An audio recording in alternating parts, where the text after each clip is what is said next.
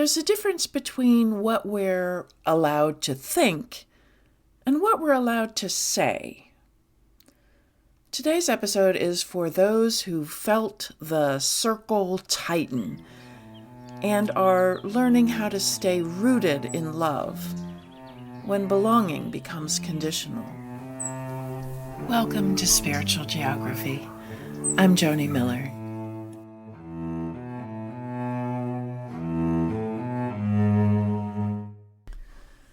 There's a subtle difference between what we think and what we're allowed to say out loud.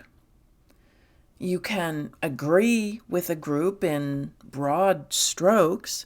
You can share the values, the language, even the identity. But once things get more specific, once you have questions, concerns, or differences, the ground starts to shift. It's not disagreement itself that costs belonging. It's voicing dissent. Belonging often starts as a circle, wide enough to hold shared values and general agreement. But in groups that require conformity, that circle doesn't stay a circle. It tightens. It spirals inward. This is how someone may slowly get pushed out of a group, not all at once, but through a kind of spiral. What began with shared values turned into shared conclusions, then shared language, then shared silence. Each turn feels small, but the effect is cumulative. The group gets smaller, and fewer people are able to stay inside it without losing parts of themselves. At first, it may not even register as a problem. You tell yourself it's not worth it. You stay quiet for the sake of peace. But over time, that silence begins to take a toll. We begin to fragment, presenting a version of ourselves that fits, while the parts that don't are pushed underground. The strain shows up as anxiety, exhaustion, or a vague sense of being unmoored. We're not wrong necessarily. We've adapted to survive. Eventually, many people reach a crossroads. The cost of staying quiet becomes heavier than the cost of being honest. A question slips out. A concern is named. A line is crossed, not necessarily dramatically, but unmistakably. And suddenly the belonging that once felt secure isn't. This moment can feel deeply personal, as though something about you has changed, as though you've failed a test you didn't know you were taking. But often what's actually happening has very little to do with you as an individual. Groups that require full agreement can only survive by narrowing who belongs.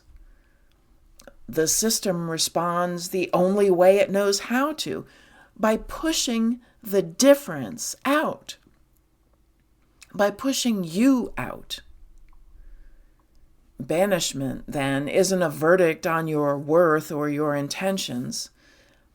It's a function of how the group maintains itself. When belonging depends on sameness, honesty becomes a liability. Integrity becomes a danger. That's an important distinction to hold on to. Being pushed out does not mean you were wrong to speak. Often it means you were no longer willing or able. to disappear for the sake of conformity. Over time, this spiral doesn't just narrow belonging. It reshapes the structure itself. What began as a living circle hardens. The spiral turns vertical. What once made room now demands precision. It can help to think about this in terms of how things are built. Some structures are designed like broad foundations. They assume weight will shift. They expect strain from multiple directions. They're built to distribute pressure so that what rests on them can live, grow, and change over time.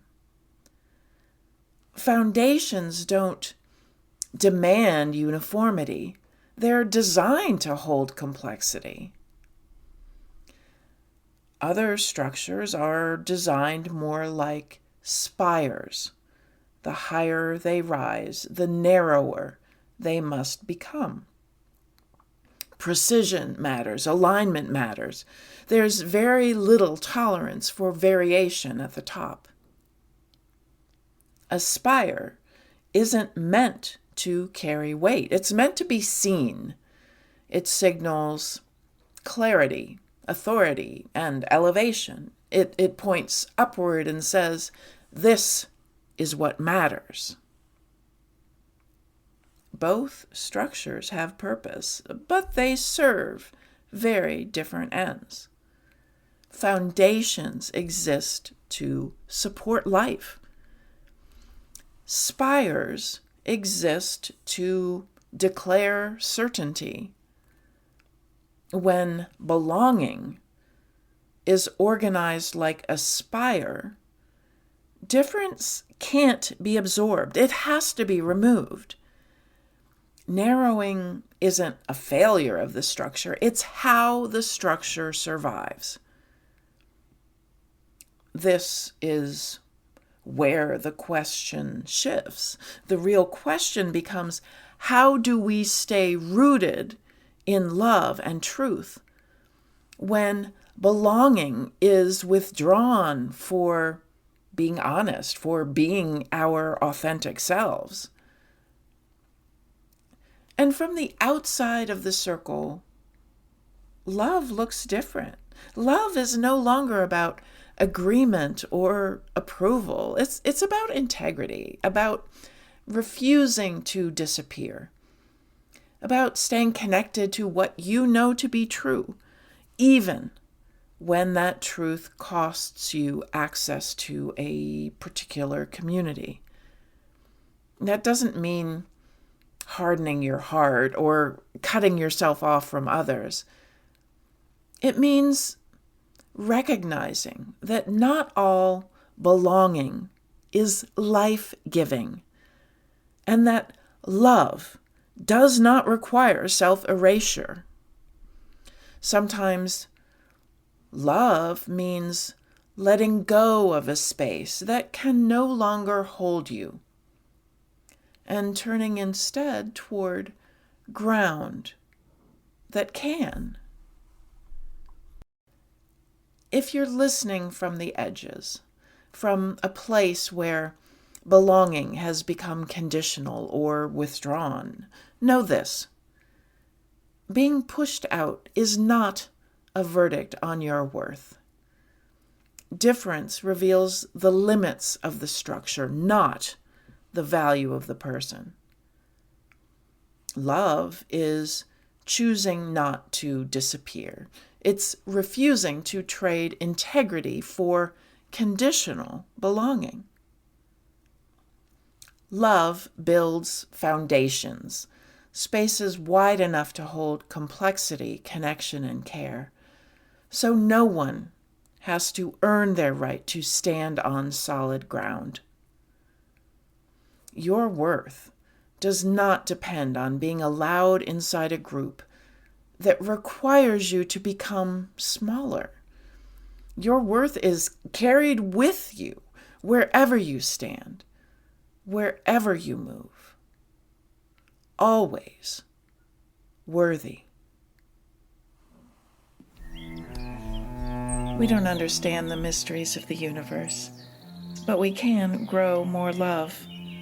Love for ourselves, love for others, and love for the infinite mystery that lays beyond our understanding. Thank you for tuning in.